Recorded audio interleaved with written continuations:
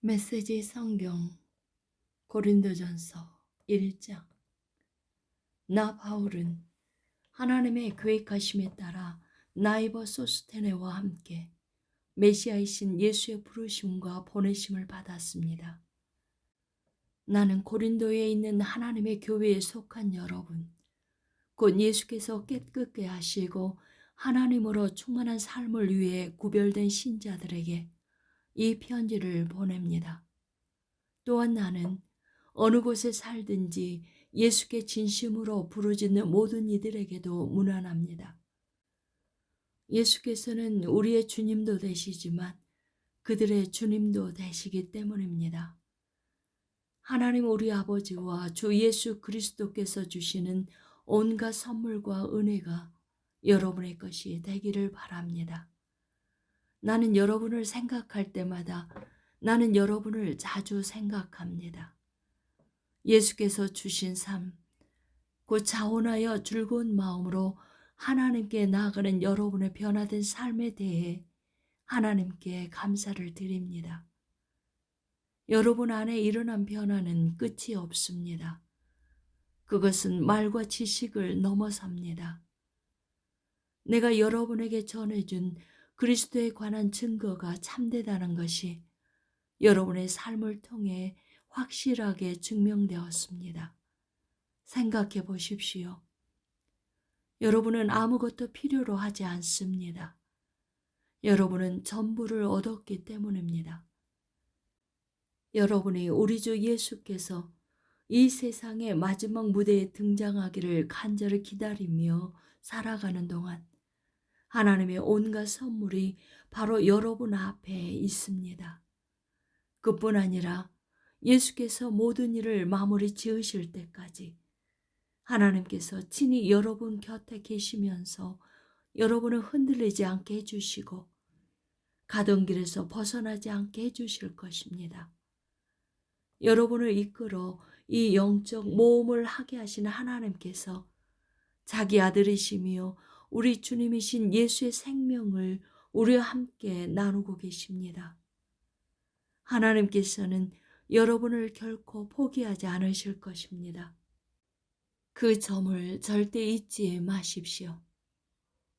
십자가, 역설적인 하나님의 지혜. 나는 깊이 우려하고 있습니다. 이제 우리 주 예수의 권위를 빌려 나의 벗인 여러분에게 그것을 말씀드리겠습니다. 절박한 심정으로 말씀드립니다. 서로 사이좋게 지내십시오. 서로 배려하는 법을 익히고 공동체로 살아가기를 힘쓰십시오. 내가 이런 말씀을 드리는 것은 굴로의 가족 가운데 몇 사람이 나의 마음을 몹시도 불안케 하는 소식을 가져왔기 때문입니다.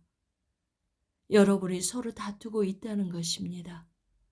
내가 들은 것을 그대로 옮기면 여러분이 너나 없이 편을 갈라서 나는 바울 편이다. 나는 아볼로 편이다. 나는 베드로의 사람이다.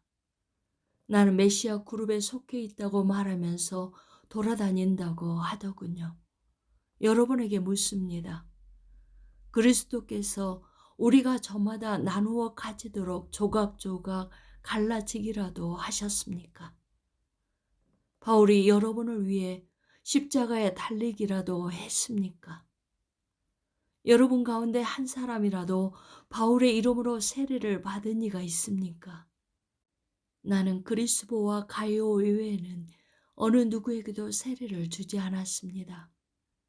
여러분의 소식을 듣고 나는 그들 외에 아무에게도 세례를 주지 않은 것을 다행으로 여겼습니다. 내 이름으로 세례를 받았다고 떠들며 돌아다니는 사람이 하나도 없을 테니까요. 그러고 보니 스데바나 가족에게도 세례를 준 일이 있군요. 그러나 내 기억으로는 그것이 전부입니다. 하나님께서는 나의 추종자들을 모으라고 나를 보내신 것이 아니라 그분께서 친히 이루신 일에 관한 메시지를 전하고 그분의 추종자를 모으라고 나를 보내셨습니다. 그분은 화려한 말솜씨로 메시지를 전하라고 나를 보내신 것이 아닙니다. 그랬더라면 메시지의 중심에 자리한 강력한 사건, 십자가에 달리신 그리스도, 미련하고 어리석은 몇 마디 말 때문에 하찮은 것이 되고 말았을 것입니다. 십자가에 달리신 그리스도를 가리키는 메시지가 멸망하기로 굳게 결심한 사람들에게는 어리석은 것처럼 보이겠지만 구원의 길에 들어선 사람들에게는 완벽하게 이해될 것입니다. 이것이 하나님께서 일하시는 방식입니다.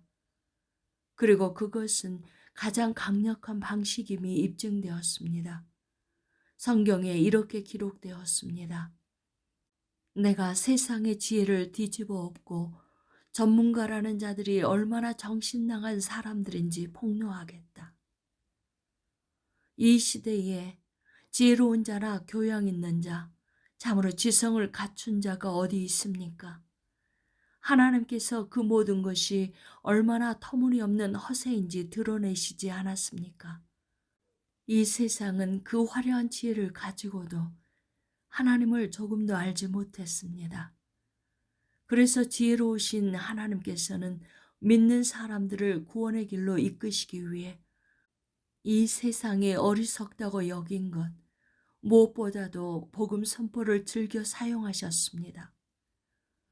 유대인들은 기적의 증거를 극성스레 요구하고 그리스 사람들은 철학적 지혜를 구하지만 우리는 십자가에 달리신 그리스도만을 전합니다.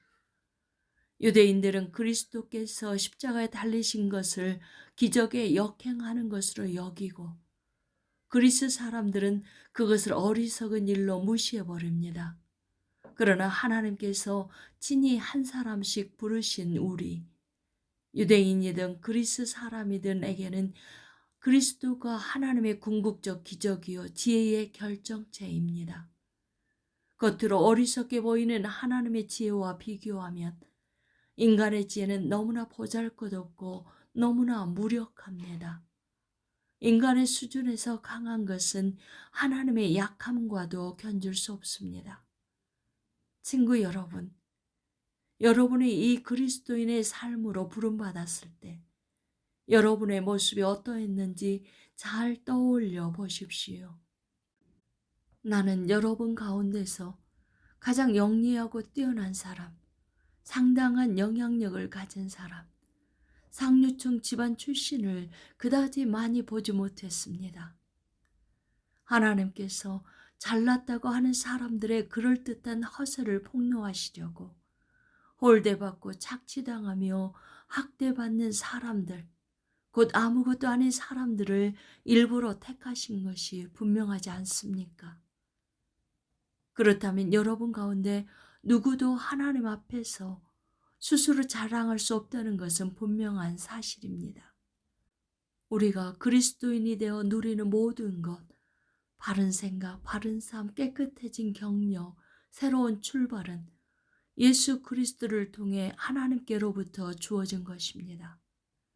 자랑을 하려거든 하나님을 자랑하라는 말씀이 있는 것은 바로 그 때문입니다. 2장. 여러분도 기억하시겠지만 내가 처음으로 여러분에게 가서 하나님이 행하신 놀라운 일을 전할 때 나는 번지르르한 말이나 최신 철학으로 여러분을 감동시키려고 하지 않았습니다. 오히려 나는 쉽고 분명하게 전하려고 노력했습니다. 처음에는 예수가 누구이신지를 전했고 그 다음에는 십자가에 달리신 예수가 어떤 일을 하셨는지를 전했습니다. 나는 그 일을 어떻게 해야 하는지 자신이 없었고 내가 그 일에 적합하지 않다는 것을 절실히 느꼈습니다. 더 솔직히 말씀드리면 나는 몹시도 두려웠습니다. 내가 메시지를 전할 때 여러분이나 다른 누구에게 감동을 주지 못한 것은 그 때문입니다. 그러나 메시지는 결국 전해졌습니다. 하나님의 영과 하나님의 능력이 그렇게 한 것입니다. 여러분의 믿음의 삶이 나나 다른 누구의 지적이고 감정적인 화려 말솜씨에서 비롯한 반응이 아니라 하나님의 능력에서 비롯된 반응인 것이 분명해졌습니다. 분명 우리에게는 하나님의 지혜가 풍성합니다. 여러분이 확고한 영적 토대 위에 서기만 하면 여러분에게 그 지혜를 넘겨드리겠습니다. 그런데 그 지혜는 대중적인 지혜도 아니고 고임금의 전문가들이 선호하는 지혜도 아니고 한두 해 지나면 시대에 뒤처지고 마는 지혜도 아닙니다. 하나님의 지혜는 그분의 목적 깊은 곳에 비밀하게 감춰진 지혜입니다. 겉만 살피는 사람은 그 지혜를 찾을 수 없습니다. 그 지혜는 최신 소식이 아니라 가장 오래된 소식입니다. 그 지혜는 우리가 등장하기 훨씬 오래전에 하나님께서 그분의 가장 좋은 것을 우리 안에 드러내시려고 정하신 방식입니다. 우리 시대의 전문가들은 그 영원한 계획이 무엇인지 조금도 알지 못했습니다. 만일 알았더라면 그들은 하나님께서 계획하신 생명의 주님을 십자가에 매달아 죽이지 않았을 것입니다. 다음에 성경 말씀이 있는 것은 그 때문입니다. 어느 누구도 이 같은 것을 보거나 듣지 못했고 이 같은 것을 상상해 본 적도 없다. 그것은 하나님께서 자기를 사랑하는 이들을 위해 마련해 두신 것이다. 하지만 여러분은 그것을 보고 들었습니다. 이는 하나님께서 그분의 영을 통해 그 모든 일을 여러분 앞에 다 드러내 보이셨기 때문입니다. 성령께서는 표면에서 떠도는 것에 만족하지 않으시고 하나님의 깊은 곳으로 뛰어드셔서 하나님이 처음부터 계획하신 것을 드러내십니다. 여러분이 생각하고 계획하고 있는 것을 여러분 자신이 아니면 누가 알겠습니까? 하나님도 마찬가지이십니다. 하나님께서는 자기가 생각하는 것을 아십니다. 또한 그것을 우리에게도 드러내 주십니다. 하나님께서는 우리에게 베푸시는 생명과 구원의 선물을 자세히 알려주십니다. 우리는 이 세상의 추측과 견해에 의지할 필요가 없습니다. 우리가 이 사실을 아는 것은 책을 읽거나 학교에 다녀서가 아니라 하나님께 직접 배웠기 때문입니다. 하나님께서 예수를 통해 우리를 1:1로 가르쳐 주셨습니다. 그와 같은 방식으로 우리도 그것을 여러분에게 직접 전합니다. 영에 속하지 않은 사람은 본질상 하나님의 영의 선물을 받을 수 없습니다. 그에게는 그럴 가능성이 없습니다.